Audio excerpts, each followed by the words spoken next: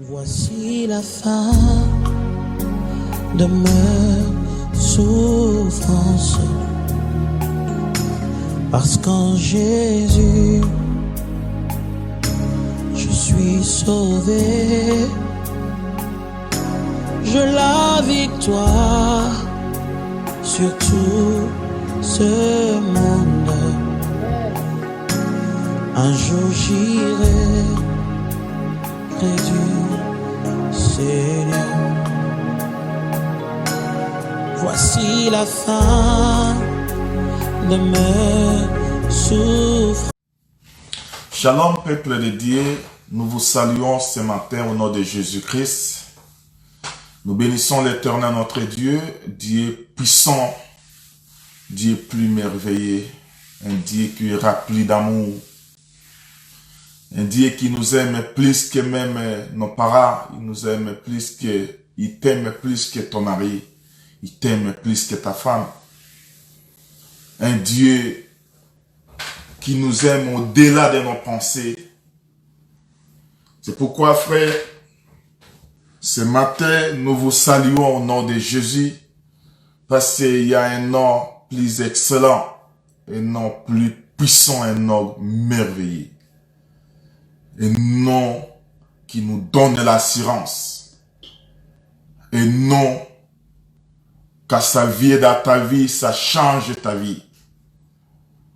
Un nom puissant. C'est pourquoi ce matin, je suis en train de te souhaiter de bonnes choses. À travers la parole que nous allons écouter. Sois branché, frère, sois branché. Tu ne seras pas déçu. Parce que nous allons passer aussi des moments à laquelle je vais vous mettre entre ses mains. Nous sommes en train de parler sur Agar. Notre thème était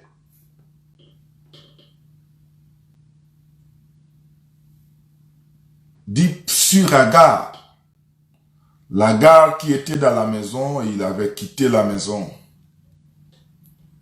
Mais tu vas comprendre que Agar, quand il a quitté la maison, la Bible dit qu'il s'est rébellé dans la maison. Il a quitté la voix de Dieu, il a quitté la parole de Dieu. Il est parti en dehors de la parole, parce qu'Abraham, c'est là où il y a les alliances. C'est là où il y a les commandements de Dieu. Mais cette femme a quitté la maison. Il est parti. Elle est partie, quand elle est partie, mais néanmoins, quand elle est sortie, Dieu ne parlait plus d'Agar.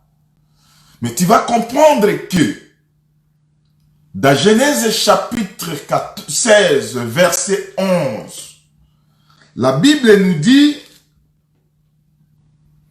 que l'ange de l'Éternel lui dit, voici, tu es enceinte, et tu enfanteras un fils à qui tu donneras le nom d'Ismaël, car l'Éternel t'a attendu dans ton affliction. Ni t'était l'affliction de Agar, l'Éternel ne pouvait pas le regarder. Cela nous amène à comprendre que Agar, quand il est sorti, il a compris après qu'il était dans l'erreur. Il a compris en elle que là où je suis, ce n'est plus ma place. Un enfant de Dieu, c'est celui qui raisonne. Un enfant de Dieu ne peut pas comprendre et prendre toutes choses comme d'habitude. Quelque chose qui t'arrive, il ne faut pas prendre et comprendre ça selon toi. Quand un enfant de Dieu voit que cette situation que je traverse, je ne peux pas vivre cela. L'enfant de Dieu doit être dans l'affliction. Et il doit comprendre là où il est. Et il doit revenir. Comme cet enfant-là, Quand il avait quitté la maison de son père, il a pris toute sa propriété. Il est parti. Il a usé de tout. Il s'est donné dans beaucoup de choses dans la ville où il est parti. Il a pris des prostituées. Il a fini son argent. La Bible dit que il est arrivé un moment à laquelle il souhaitait manger même la nourriture des animaux. Il a tout perdu. Mais il est revenu à lui-même pour dire que la vie à laquelle je traverse, ce n'est pas ma vie. J'ai un père. Je dois retourner chez mon père. Et quand il a résolu de retourner à la maison, le père, frère, aime toujours car Dieu t'aime. Il t'aime. Voilà, cet enfant-là est rentré, le père est sorti à sa rencontre. Il a tué des bœufs, il a fait une fête.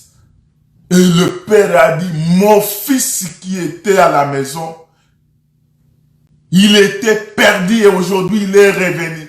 Dieu aime les gens qui reviennent à lui. C'est pourquoi nous avons parlé d'Agar. Agar, c'est tout un peuple. Quand Galates chapitre 4 parle que Agar aujourd'hui est à la servitude avec ses enfants, nous comprenons qu'Agar, c'est tout un pays. Agar, c'est tout un peuple qui était dans la maison de Dieu, mais il s'est séparé de la parole de Dieu, séparé de Dieu, il est parti. Mais Agar, dans son affliction, il est rentré. C'est pourquoi nous a amené à parler sur Abraham. Abraham qui avait tout de Dieu. Mais quand tu te sépares, selon l'alliance véritable d'Abraham, tu es nulle part selon. La Bible dit, Paul parle au Romains chapitre 9. Tu prends les versets 4 jusqu'à 5. La Bible nous dit que les alliances, la gloire, la loi, le patriarche, le culte, le tout était pour Israël. Et nous avons tiré seulement quelques éléments, l'alliance et le culte. Et cela nous a amené que Israël, David, comme roi, a résolu de construire une maison pour Dieu. Mais Dieu lui a empêché parce que le père ne construit pas. Mais il dit que le fils qui sortira de toi, c'est celui qui va construire. Mais Dieu promet à David que lui-même va lui créer une maison. Vous comprenez que la maison créée, c'est tout un homme. Or, la maison ici, ce n'est pas le temple que Salomon avait construit, parce que ce temple a été détruit. Le temple a été détruit, frère. Mais la maison, c'est tout un corps. C'est pourquoi ça nous a amené dans Jean chapitre 2. Quand tu prends les versets 19 vers 21, tu vas comprendre que la maison, c'est tout un homme à laquelle doit être détruit. Dans cet homme-là, c'est le Seigneur Jésus-Christ, c'est laquelle dit que cette maison ici, il fallait beaucoup d'années pour construire. Mais toi, tu dis dans 3 jours. Or, lui parlait de son propre corps. Et cela nous a amené à expliquer que la maison, c'est un homme. Et cette maison ici, tu vas comprendre que quand Salomon construit la maison avait un renommé. La renommée de Salomon était liée à la maison qu'il avait construite. Cette maison qu'il avait construite avait la renommée et la gloire. Les gens montaient de partout pour voir la gloire de Salomon. En voyant Salomon, ils voyaient la sagesse qui était dans Salomon. Oh, ils venaient encore voir même la maison qu'il avait construite pour Dieu. Et les gens montaient avec leur offrande chaque jour pour offrir à cet homme de Salomon. Et cela nous a amené que quand la maison, Salomon dédia cette maison, il dit que tout le monde qui poussera les regards, quand tu regardes la maison, frère, tu as la solution à ton problème. Que tu sois étranger, que tu sois indigène, que tu sois là où tu es, mais quand ton regard se fixera dans la maison. Oh, cette maison était détruite. Cela nous dit que ça parlait d'une maison qui sera construite, créée par Dieu lui-même. C'est le Seigneur Jésus-Christ. Oh, Jésus, c'est tout un corps. C'est pour dire que dans cette maison-là, il y a des rois qui sont sortis, mais Israël abandonna Dieu.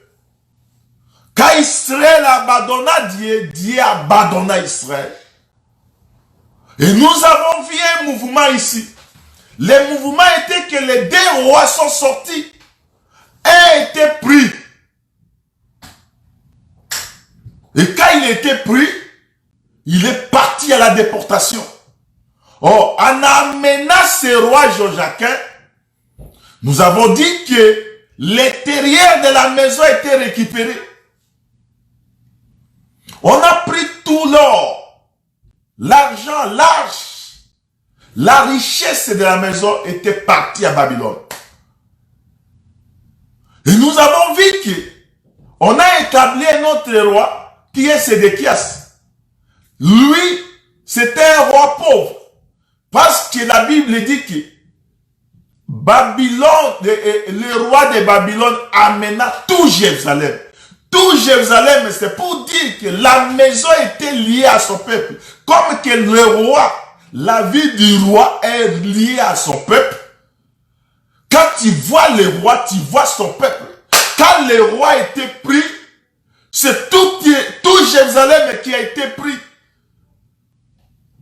C'est tout Israël qui était amené à déportation. Et on a laissé seulement que les peuples pauvres du pays, vulnérables. Et on a établi un roi sur ce peuple pauvre. C'est pour dire que le roi qui est venu de nouveau, c'était un roi pauvre. Nous avons expliqué tout ça la fois passée. Mais tu vas voir que quand on a amené l'intérieur, c'était Joachim. Et on a amené l'extérieur, c'était Louis. Sédéchias. C'est pour dire que les deux rois ici, c'était tout simplement type d'un corps. Le corps de Jésus-Christ. Or, dans ce corps-là, il y a Sédéchias. Dans ce corps-là, il y a Joachim. Or, quand lui est entré dans la maison, c'était toute une gloire qui était entrée dans la maison. Je suis dans Matthieu chapitre 23. Mais, en regardant la maison, Jésus était affligé, frère.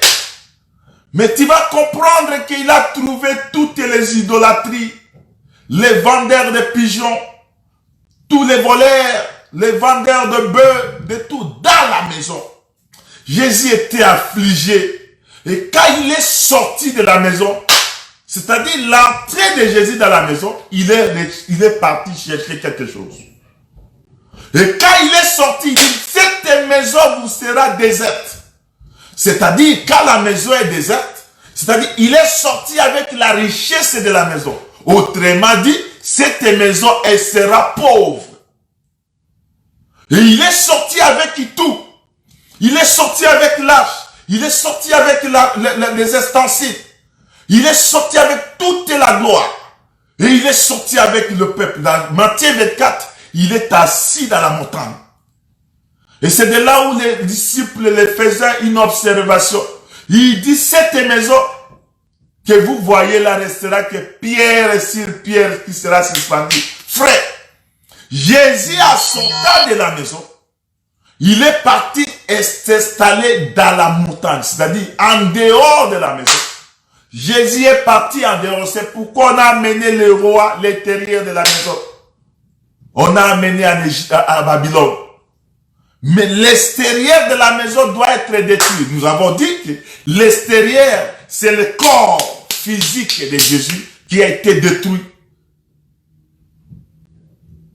Les gens l'ont abandonné. Même ses disciples s'étaient dispersés. Les hommes forts l'ont dispersé, l'ont laissé seul. Parce que c'est lui seul qui doit racheter son peuple. Tu vas remarquer que, frère, nous avons dit, nous nous sommes posé la question de savoir que le départ de ces deux rois dans l'esclavagisme, comment il est lié à la maison. Parce que le départ, le roi, la gloire de ces rois-là était liée à la maison qu'il avait construite. Mais quand on amène la gloire, on amène le roi, c'est-à-dire la maison a été déplacée. C'est-à-dire l'intérieur, la gloire de cette maison était déplacée. Mais tu vas comprendre que quand le roi est parti, la maison doit être détruite. On a brûlé la maison. C'est ça, ce corps aussi, frère. Le corps était brûlé. C'est le baptême de Jésus. C'est pourquoi ils disaient que tu ne peux pas boire la coupe que moi je bois. Tu ne peux pas être baptisé du baptême que moi je dois être baptisé. La souffrance de Jésus, c'est ce corps, la destruction du temple. Mais il s'est retrouvé, écoute-moi aujourd'hui, frère. Tu vas trouver que pour tout ça, pourquoi? Parce qu'Israël était rebelle à la parole de Dieu. Israël avait abandonné Dieu. Israël était abandonné aussi. Dieu l'a livré au peuple. Dieu l'a livré au monde. Or, ce pays, frère, c'est un pays qui coule le lait et le miel. Les abeilles qui étaient chassées pour qu'Israël récupère le miel, l'Éternel va retourner ces abeilles. Ils vont piquer Israël. Ils vont piquer Israël. Or, les abeilles, ce sont des nations. Tu vas comprendre que, frère, les enfants d'Israël marchaient contre la parole de Dieu. Mais là où ils étaient, ils criaient à l'Éternel. C'est ça Agar, frère. Agar qui était dans la maison. Dans la maison d'Abraham. Mais quand il est sorti, Dieu l'abandonna. Frère, Dieu abandonne quand toi tu lâches la parole. Il ne faut pas être rebelle à la parole de Dieu. Demeurer dans la parole de Dieu, frère. Demeurer dans cette parole-là. Quand tu regardes Jean chapitre 8, je lis Jean chapitre 8 parce qu'aujourd'hui, je n'aurai pas vraiment beaucoup de temps à lire. Parce que je dois mettre le point virgule sur ça aujourd'hui. Il y a beaucoup déjà des hommes de Dieu qui vont parler sur le même thème. Jean chapitre 8, verset 41. Jésus, quand il regarda ce peuple-là, je commence par le verset 40. Il dit, mais maintenant, je commence par le verset 39. Il lui répondit, notre père c'est Abraham. Jésus leur dit, si vous étiez enfant d'Abraham, vous feriez les œuvres d'Abraham. Or, les œuvres d'Abraham, Abraham avait l'alliance avec Dieu. Abraham a fait un contrat avec Dieu. Le contrat ici, c'est demeurer dans la parole, dans la volonté de Dieu. C'est pourquoi quand il dit que nous sommes fils d'Abraham, Jésus les regardait. Mais si vous étiez enfant d'Abraham, vous feriez la volonté de Dieu. Parce qu'Abraham a marché dans la volonté, dans l'alliance. Et il dit, mais maintenant vous cherchez à me faire mourir. Moi qui vous ai dit la vérité, que j'ai attendu de mon Dieu, cela Abraham ne l'a point attendu. Dieu a fait l'alliance avec Abraham, mais ce peuple ici abandonnèrent l'alliance d'Abraham. C'est Jésus leur dit, si vous étiez réellement enfant d'Abraham, vous feriez les œuvres d'Abraham. Or, l'œuvre de l'Abraham est que marcher selon ma parole, demeurer dans ma parole, rester dans ma parole, et je te bénirai. Vous prendrez la possession de ce pays. Mais tu vas voir que Israël restait seulement avec eux, non. Mais l'Éternel n'était plus avec eux. Et Jésus, quand il regarda, il dit, si vous vous exclamez pour dire que vous êtes enfant d'Abraham, vous devriez faire l'œuvre d'Abraham.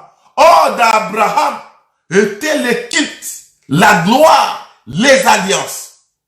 La promesse que Dieu avait donnée à Abraham, il a établi père des multitudes. Et il a dit que toutes les nations seront bénies à travers toi, Abraham. Et si vous êtes enfant d'Abraham, regardez l'essentiel que vous avez laissé. Vous avez abandonné l'alliance véritable. Vous vous êtes donné dans des futilités. Verset 41. Je suis toujours dans Jean chapitre 8, verset 41. Vous faites les œuvres de votre père. Il lui dit, nous ne sommes pas des enfants illégitimes. Nous avons un père, un seul père, Dieu. Or, Jésus est sorti de Dieu. Et il dit qu'ils ne sont pas les enfants. Il est vrai qu'ils ne sont pas les enfants illégitimes. Là-bas, Jésus ne les a pas contredits. Ils ne sont pas les enfants légitimes. Parce que les alliances appartiennent à Israël. Selon Romains chapitre 9, verset 4 et 5. Appartient aux enfants d'Israël. Le culte, le patriarche, la loi, la gloire. Toutes ces choses appartiennent à Israël. Mais Israël est devenu rebelle à Dieu. Et Dieu les a abandonnés, frère. Dieu les a abandonnés. Frère, écoute-moi. Aujourd'hui, je parle à toi. Écoute-moi, frère, tu ne sortiras pas tel que tu es entré. On aura, je vous demande d'être jusqu'à la fin parce que nous allons prier. Je ne serai pas là aujourd'hui. Je voudrais que te parle pour que tu puisses s'attacher à ce Dieu-là. Quand tu t'attaches à Dieu, Dieu va s'attacher à toi, frère. L'exhortation ici, frère, demeurer dans la parole de Dieu. Je l'ai toujours dit, il ne faut pas se tromper que tu es au Canada. Tu es à Paris, tu es à Belgique, tu es aux États-Unis. Il n'y a que des filles, il n'y a que rien, frère. Ce qui est essentiel, demeurer dans la parole de Dieu. Demeurer dans les choses essentielles. L'alliance véritable qui est la parole de Dieu. Demeurer dans la parole de Dieu. Ne te trompe pas, frère. On est encore sur terre. Ne regarde pas parce que toi tu es au Canada que c'est tout. Il n'y a rien. Un enfant de Dieu, la première des choses, il regarde là où il est sorti. Or là où nous sommes sortis, notre regard doit être fixé là où nous sommes sortis, à la maison, frère. La maison, c'est la parole de Dieu. La maison, c'est chez notre Père. C'est quand toi tu quittes la maison, tu deviens objet de horreur. Le monde va se moquer de toi. Mais écoute, frère, retourne à Dieu. Il est présent, il écoute la prière. Il écoute la prière, frère. Mais tu vas remarquer, frère, quand Dieu marchait avec Israël, c'est Dieu qui avait dit, je suis dans Exode chapitre 14. Dieu vient, il dit à Israël, sortez. Israël est sorti quand ils sont sortis de la servitude d'Égypte. Ils amènent la richesse, c'est tout. Mais arrivé à un moment, frère, les chemins ici, Le chemin de suivre Dieu n'est pas facile. Mais c'est facile quand il y a la foi, c'est Dieu. Il peut tout. Israël est sorti. Mais arrivé quelque part, il y a la mer Rouge. Et ils sont dans un désert.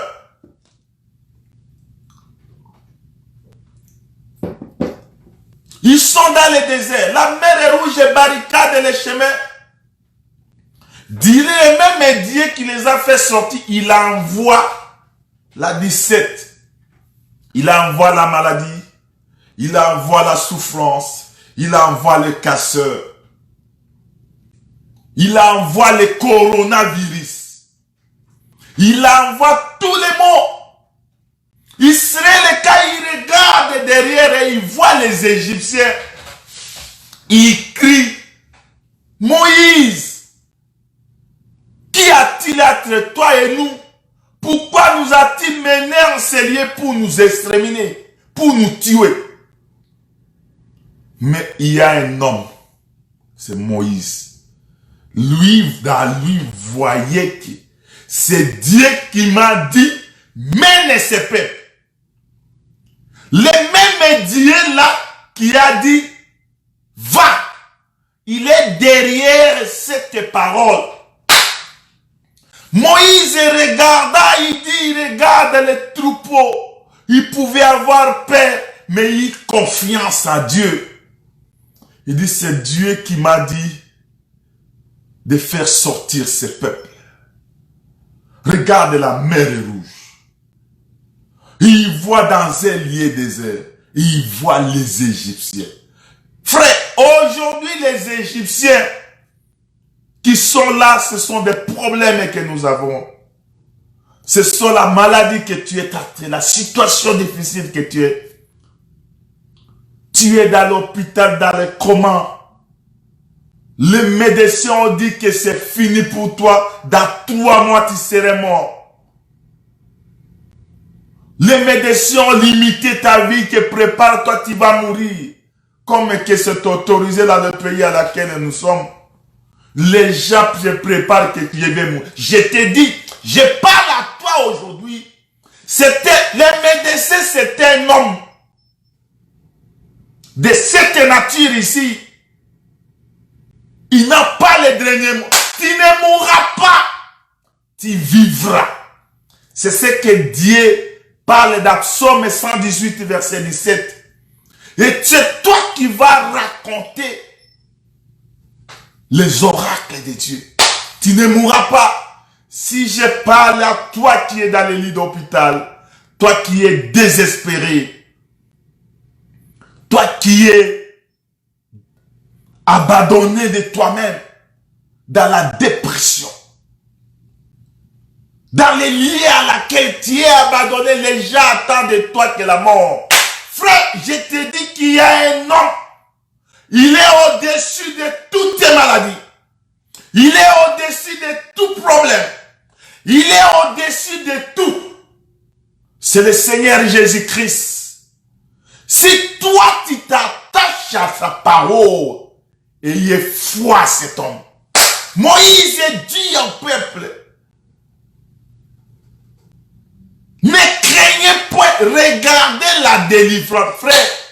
Frère, dis-moi un peu, tu vois le peu. Tu vois l'exterminateur. Tu te vois toi-même avec le virus, dans les commandes, avec des bonbons. Mais Moïse te dit, ayez foi à Dieu. Moïse dit au peuple que les Égyptiens que vous voyez, vous ne les verrez plus. Je te dis, ta maladie là que tu as, frère, aujourd'hui je parle à toi, regarde-moi. Il y a une chose, un grand miracle qui se manifeste maintenant à travers la parole de Dieu que je te prêche. Je te dis, il n'y a aucune chose qui est au-dessus de Jésus. Les Égyptiens que vous voyez, vous ne les verrez plus. Frère, vous ne verrez plus ces Égyptiens. Tu ne verras, frère, il est capable. Là où les médecins disent que ton cancer dans 2 semaines, dans 1 mois, dans 3 mois, tu mourras, ça va changer le langage. Ils sont là pour... Frère, les oracles, le miracle de Dieu, Dieu agit jusqu'à aujourd'hui. Et je te donne la parole d'assurance ce matin. Il y a un Dieu qui est au-dessus du coronavirus. Quoi que tu souffles là, il y a un homme qui est au-dessus de ça. Ayez foi et confiance à cet homme. Comme qu'il a dit, frère, il le réalise. Il réalise cela. Ce n'est pas la parole. Parce que la parole de Dieu ne peut pas descendre et rentrer chez lui. Ça toutefois que ça soit manifeste. Ça toutefois que ça laisse des effets. Là où il y a le chemin barricadé, la mer est rouge, Dieu est capable de changer, frère. De changer ton langage. Les Égyptiens que vous voyez, vous ne les verrez plus. Et Israël, ils ont vu la mer. Là où il n'y avait pas le chemin, Dieu a tracé un chemin. Et il a fait passer ce peuple. Même les nations qui étaient autour, quand ils attendirent parler de cela, ils craignaient l'Éternel. Ce que je te dis ce matin, aucune puissance de ce monde n'a aucun pouvoir sur toi. Il a effacé l'acte dont les ordonnances nous condamnaient. Il a effacé l'acte qui subsistait sur nous. Frère, l'œuvre de la croix, cette œuvre-là est venue changer le langage. Tu vas regarder dans Jean chapitre 11. Je viens aujourd'hui te parler de la parole de la foi. Ayez foi à Dieu et tu verras se réaliser dans ta vie. Cette famille qui était désespérée, ils ont envoyé les messages à Jésus. Attends, descendez ton ami Lazare est malade. Il est en train de mourir. Jésus est resté calme. Frère, quand tu pries, Dieu fait semblant ne pas écouter ta prière. Faites attention. Il est là. Il est à côté de toi, frère. Quand tu l'appelles et il ne répond pas, sois calme. Il était là, abandonné. Quand Marthe et Marie envoyaient le messager, Jésus ne venait pas. Mais quand Lazare est mort, atterri, l'homme du 4e jour est venu. Quand il est venu, frère, il a donné la parole de foi. Il dit à Marie, à Marthe, si tu crois, tu verras la gloire de Dieu. Je te dis aujourd'hui, si tu crois, tu verras la gloire de Dieu dans ta vie, même dans ton lit d'hôpital. Mon Dieu est capable.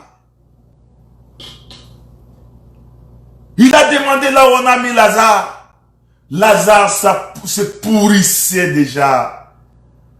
Il puait. Même ses sœurs qui étaient sorties avec lui disent que Seigneur, il y a 4 jours. 4 jours. Le 4e jour, c'est le jour où la semence doit sortir de la terre. Écoute, il pille déjà. Oh, Marie et Marthe vivaient ensemble avec Lazare. Mais quand Jésus dit, où l'avez-vous mis? Il dit à Jésus que ça sent déjà. Frère, là où les gens te voient, tu es pourri.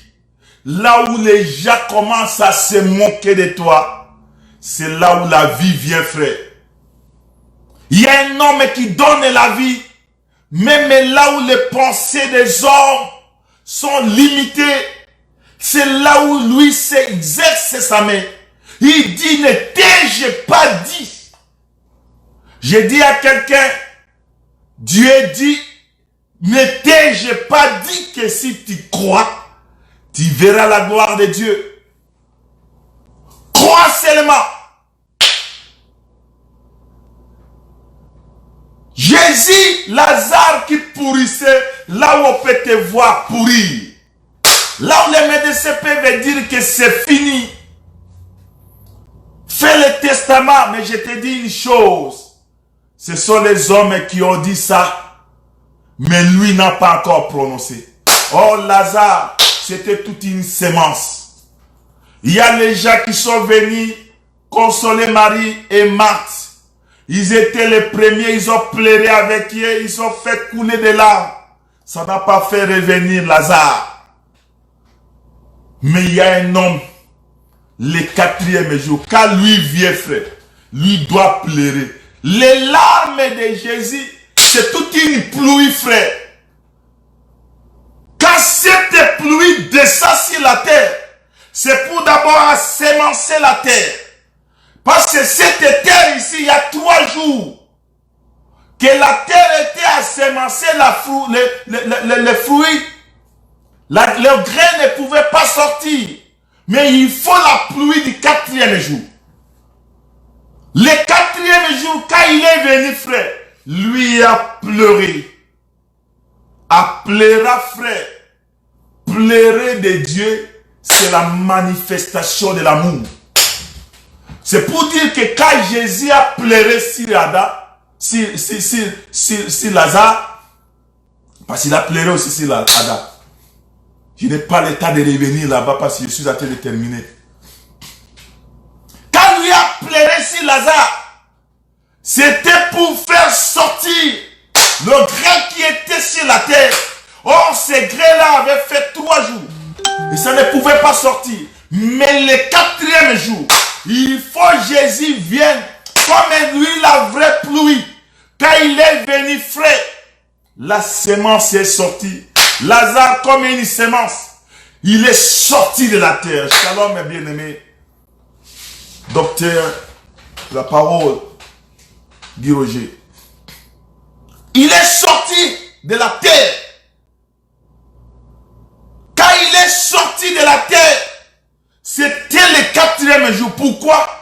Parce que lui a fait tomber ses larmes sur la terre. Frère, là où les gens te voient pourrir, même les membres de ta famille te voient, tu es fini. Je te dis aujourd'hui, ayez foi à la parole de Dieu. Crois seulement à la parole. Quand toi tu crois à la parole, tu verras la gloire de Dieu dans ta... Frère, je te dis, aucune chose n'est au-dessus de mon Dieu, de cette parole. Aucune chose qui est au-dessus de Jésus. C'est lui qui est au-dessus de tout. C'est lui le sommet, frère. Mais quand il prononce des paroles de vie, même là où il n'y avait pas la vie, frère, la vie doit se reconstruire. Parce que lui-même, c'est la vie. Comme que la vie est venue. Dans Bethanie, ce jour-là, il y avait la mort. Parce que la mort était là. Les gens ont pleuré. Ils ont crié que qui nous défendra? Qui nous défendra de cette mort? Mais il y a un homme, quand lui vient, frère, il vient changer les larmes à la joie. C'est le Seigneur Jésus-Christ, quand il lui est venu, frère, il a appelé à l'existence ce qui n'existait pas. Il a appelé à la vie Lazare qui était mort. Écoute, frère, Agar, quand il a quitté la maison, C'est dans son affliction que l'Éternel a attendu. C'est-à-dire, Lazare, Agar, sanglotait. Je parle à quelqu'un aujourd'hui qui croit au Seigneur Jésus-Christ. Tu as la vie éternelle, frère. Quand tu te retournes, tu fais un chemin de retour. Dans ton orgueil, tu t'es enorgueilli, tu es parti. Comme un Lazare et Agar, comme un peuple. Je suis dans Genèse chapitre 16 et verset 13. Comme un peuple. Quand il est sorti, dans son orgueil, il est parti. Dieu l'a abandonné. Mais quand Dieu a attendu l'affliction qui était à l'intérieur, Agar dit que moi je vivais bien. Mais pourquoi cette vie que je traverse? Cette vie n'est pas ma vie à moi. Cette vie n'est... Frère, quand un enfant de Dieu, un enfant de Dieu ne peut pas marcher selon sa volonté. Un enfant de Dieu marche selon la volonté du maître. Quand il a résolu dans son cœur, il dit que pourquoi? C'est là où la voix de Dieu est sortie. Agar, retourne à la maison. Alléluia. Tu retournes à la maison. Oh, dans son affliction, frère, il voyait que Dieu l'a abandonné. Quand il a ramené son cœur, il dit, il y a un Dieu dans les cieux. Et s'il n'écoute pas, frère, tu peux te décourager pour dire que Dieu ne me voit plus. Dieu m'a abandonné. Il m'a offert. Je suis devenu la proie des ennemis. Les sorciers, tous les magiciens peuvent s'abattre sur toi. Mais il faut savoir une chose. Comme Job, il s'est lamenté en disant, laissez-moi, l'Éternel m'a frappé. L'Éternel m'a pris en horreur. Dieu m'a détruit. Que j'ai fait du mal. Il a seul. Mais quand tu regardes maintenant, dans Job chapitre 41, Dieu lui dit, viens, mets-toi debout. Je vais t'interroger. Frère, c'est un danger quand tu vois le créateur qui t'a créé maintenant, qui te dit maintenant, mets-toi debout. Je vais te parler pour que toi tu m'instruises. Un enfant de Dieu reçoit les instructions de la part de Dieu et il n'instruit jamais Dieu. Toutes les choses qui peuvent arriver, c'est l'Éternel qui est à la base de ça. Ne vois pas les sorciers, ne vois pas tout ça. Mais écoute frère, quand Agar voit l'âge de l'Éternel, il dit, j'ai rien vu ici. D'après quoi il m'a vu. J'aime les versets, frère. Genèse chapitre 16, verset 32. Genèse chapitre 16, verset 32. Je commence par le verset 11. L'âge de l'Éternel lui dit, voici, tu es enceinte et tu enfanteras un fils à qui tu donneras le nom d'Ismaël, car l'Éternel t'a attendu dans ton affliction. Il sera comme un âne sauvage. Sa main sera contre tout, et la main de tout sera contre lui. Et il habitera à face de tous ses frères. Écoutez le verset 13. Elle appela les liés Ata El-Roi, le nom de l'Éternel qui lui avait parlé. Car elle dit, et j'ai rien vu ici. Après qu'il m'a vu. C'était une question qu'il posait. Après qu'il m'a vu. C'est-à-dire, moi je ne voyais. Agar ne voyait rien. Et nous avons dit que Agar c'est tout un peuple. Nous avons expliqué tout, frère. Agar aujourd'hui, c'est toi, dans ton affliction, dans ta situation qui te traverse. Il y a un Dieu qui te voit. Dans ton lit d'hôpital, il y a un Dieu qui te voit. Malgré ton cancer, le coronavirus, dans l'isolement, rempli de bonbons dans la salle d'urgence, abandonné, désespéré. Mais je te dis ce matin, il y a quelqu'un qui te voit. Il y a quelqu'un qui voit ton problème. Il y a quelqu'un qui voit ta situation. Il y a quelqu'un qui te regarde. Agar dit, j'ai rien vu. Toi, tu ne vois. C'est ça la préscience de Dieu. Le programme de Dieu dans ta vie, il te voit, frère. Quoique toi, tu ne vois pas, mais il y a un Dieu qui te voit dans les cieux. Mais le problème est qu'il faut que tu dois te ramener à toi, dans ton affliction. Il faut revenir sur toi. Reviens, il y a un Dieu qui est capable de guérir ta maladie. De changer aujourd'hui, de changer ta vie. Mais, écoutez dans le verset 14, c'est pourquoi l'on a appelé ce puits le puits de Lacaïroi. Il est entre Kadès et Bared. Pourquoi Kadès? Nous sommes en train de terminer, frère. Kadès, selon Nombre chapitre 14. Quand tu lis le Nombre chapitre 14, tu vas comprendre que c'est un lien d'irritation. Le lien à laquelle l'Éternel s'est irrité contre Israël. Le lien à laquelle Dieu voulait exterminer Israël. Le lien à laquelle la colère de Dieu voulait s'abattre sur le peuple. Pourquoi? Parce qu'Israël a tourné le regard vers un autre Dieu.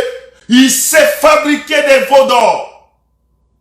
Et il a appelé ces veaux d'or Dieu. Comme il ne peut pas donner sa gloire à une autre, il voulait ce jour-là exterminer ce peuple. Mais il y a un homme qui plaide. Moïse est venu. Il dit les nations, alléluia, attendront dire qu'il les a menés au désert pour les exterminer. Là où nous sommes sortis, attendront que on les a fait sortir d'ici de l'Égypte pour aller les tuer au désert. Ils oublieront ta main.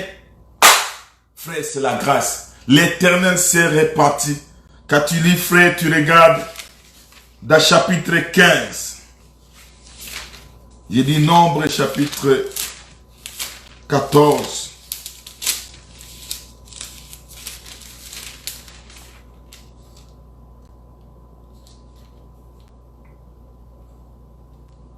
Quand tu lis tout, tu vas comprendre que la colère de Dieu s'est enflammée contre Israël. Dieu était à colère. Mais il y a un homme, quand il a plaidé pour nous, Dieu, sa colère, a baissé sa colère.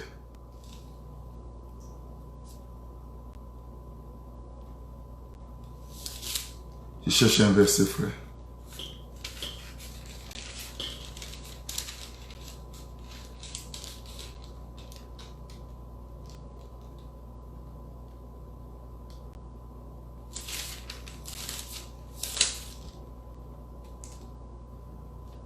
La colère de Dieu s'est abattue pour ce peuple.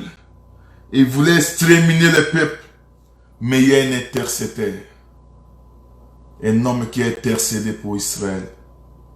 Et Israël dit à écouter. Il dit, je voulais les tuer. Ici, dans la Kadès, il y a la colère et la grâce. Dans la colère de Dieu, il voulait tuer tous les peuples. Mais néanmoins, Dieu s'est réparti. Il s'est repenti et il a pardonné les peuples. C'était la grâce qu'ils obtenaient. C'est-à-dire Kadès, c'est la colère et la grâce. Mais à travers un homme, le Seigneur Jésus-Christ, Dieu nous a pardonné. Il nous a regardé encore. Quand tu regardes même dans Psaume,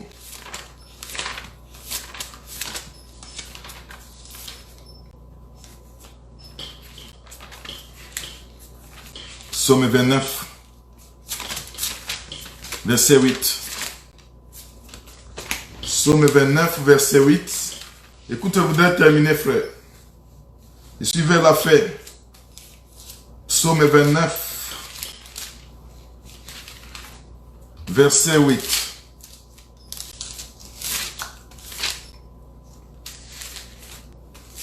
Je suis dans Psaume 29.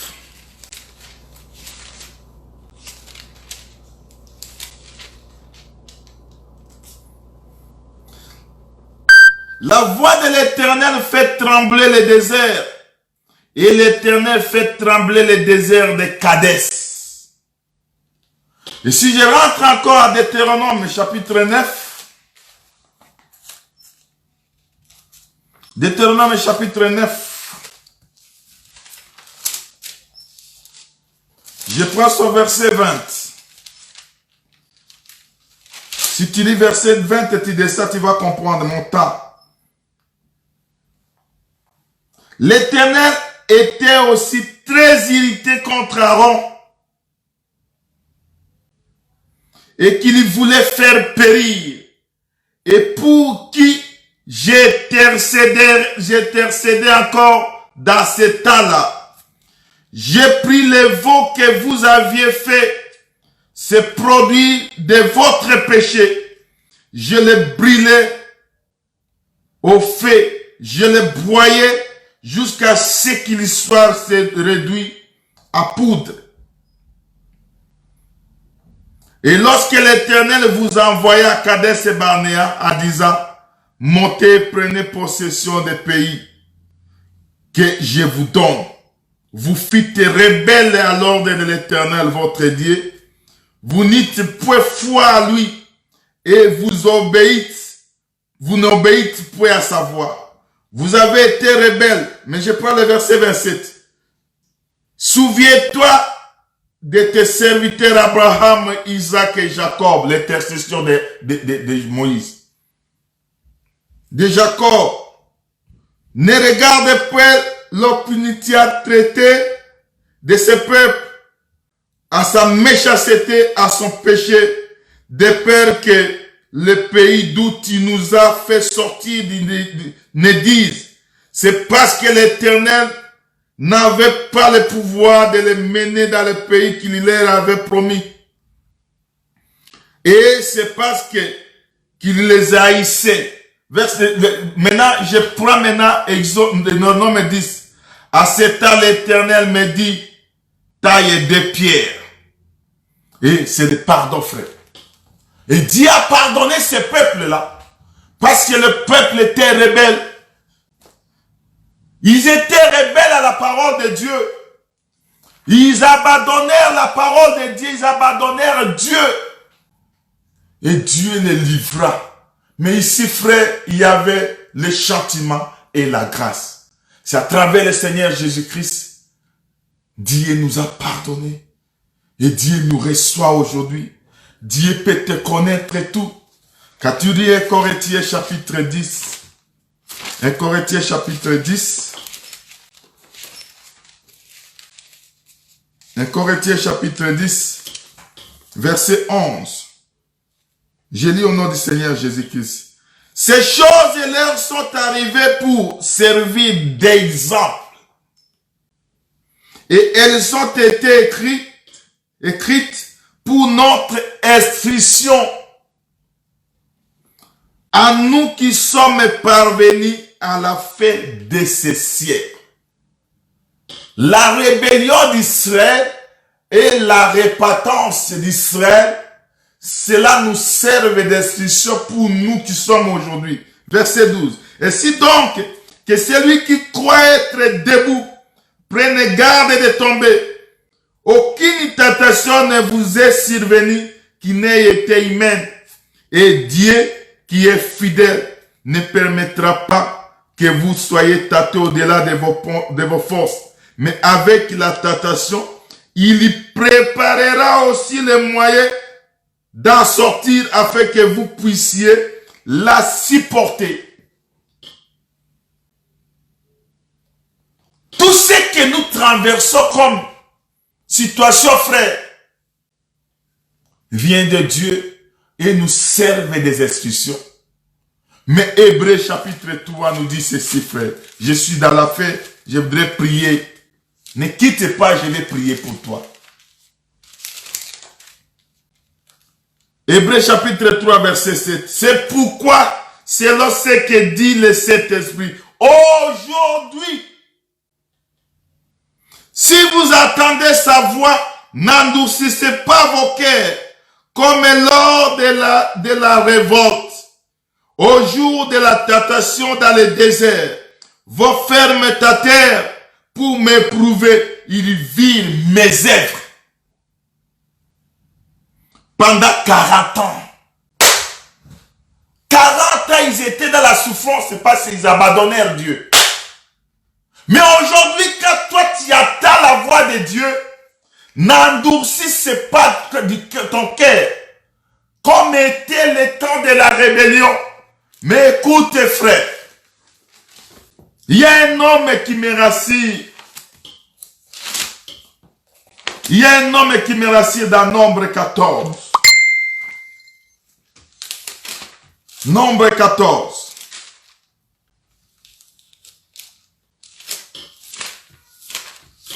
Livre de Nombre, chapitre 14, verset 8.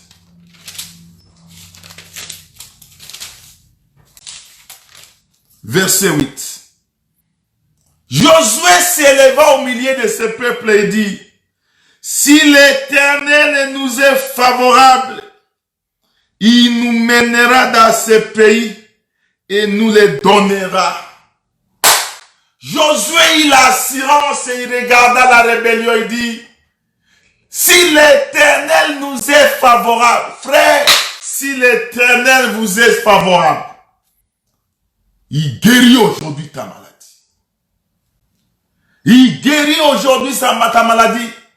Il va te sauver. Aujourd'hui, il va délivrer.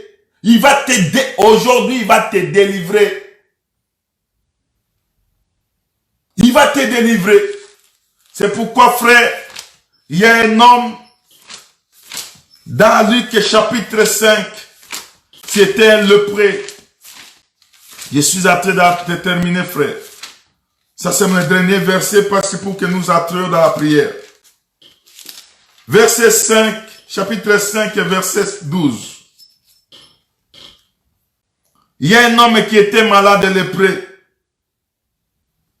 Jésus était dans une des villes et voici un homme couvert de lèpre. Et tomba sur sa face et lui fit cette prière. Seigneur, si tu le veux, tu peux me rendre pire. Cet homme était lépreux. Cet homme, c'est toi et moi. La lèpre, c'est le péché. Mais il est revenu vers le Seigneur. En le voyant, il tomba à ses pieds. Il dit, Seigneur, si tu le veux, tu peux me rendre pire. Écoutez la parole de Dieu. la réponse de Jésus. Jésus a étendu la main, le toucha et dit, je le veux, sois pire. Aussitôt la lèpre le quitta. Ce n'était pas hier, c'était au même moment. Oh, Jésus est le même, hier, aujourd'hui, éternellement. Comme il a fait avec un lépreux. Il peut le faire ce matin avec toi. Même que tu sois dans le lit de l'hôpital. Dans l'isolement avec ton coronavirus. Ta maladie. Il y a un homme. Il dit je le veux. Et il fut pire de sa maladie. Il fut purifié. Mais la seule chose, le dernier verset que je voudrais te donner, c'est Matthieu 19. Verset 17. Matthieu 19, verset 17. Je commence par le verset 16. Et voici un homme s'approcha et dit à Jésus, Maître, que dois-je faire de bon pour avoir la vie éternelle? Et il lui répondit, pourquoi m'interroges-tu sur ce qui est bon? Un seul est bon. Si tu veux entrer dans la vie, si tu voudrais entrer dans la vie, observe les commandements, lesquels lui dit-il. Je te parle, si tu voudrais accéder à la vie, observe les commandements. Oh, les commandements, c'est la parole de Dieu, selon Jean chapitre 15, chapitre 14 et verset 15. C'est lui qui m'aime. Garde mes commandements, gardez la parole. Elle est prévenue à Jésus pour dire que si tu veux que je sois pire, et j'ai dit, je le veux. Je voudrais prier pour toi ce matin. Seigneur Jésus, tu es au-dessus de tout. Au-dessus de toutes tes maladies. Au-dessus du casseur. Voici les médecins de ce monde ont dit que c'est fini. Mais toi tu dis quoi? Tu es au-dessus de tout problème. Au-dessus de la dépression, de la stérilité, de la souffrance. Et je voudrais, Seigneur, que cette situation que mon frère est traversé, que cela soit l'histoire. Il y a les autres qu'on a déclaré la mort. Mais toi, tu as dit, dans Psaume 18, verset 17, que tu ne mourras point, tu vivras et tu raconteras. Frère, Jésus, mon frère, toi tu écoutes la prière de tes serviteurs. Je te pleure, frère, Jésus, parce que tu es mon frère, parce que toi tu me connais plus que moi-même. Regarde ce peuple qui sont venus au-devant de toi. Regarde ce peuple avec leur situation. Regarde ce peuple en train de gémir. Il y a les autres, Seigneur, qui me regardent maintenant. Ils sont en ligne. Et les autres seront en ligne pour regarder la vidéo. Mais toi, tu es le même hier, aujourd'hui. Hier, tu as ouvert la mer Rouge. Hier, tu as chassé les démons. Hier, tu as ressuscité les morts. Hier, tu as ramené à la vie Lazare là où ça pourrissait. Hier, tu faisais de grandes choses. Tu ouvrais les ciels pour descendre le pain. Mais aujourd'hui, c'est mon jour. C'est le jour du frère qui me regarde. Le jour de cet enfant dans l'amertume, dans la misère, dans la souffrance, dans les lits de l'hôpital. Accablé par la souffrance. Seigneur, regarde les lèvres salvatrices. Je déclare la vie. Là où la mort était déclarée, au nom puissant de Jésus-Christ. Je déclare la guérison. Là où la maladie se trouve, au nom puissant de Jésus. Là où les casseurs, les hommes disent fini. Mais toi tu dis non, tu dois exister. Je déclare la vie au nom puissant de Jésus. Et que ce monde que toi tu as chéri puisse confesser que tu es le seul et vrai Dieu.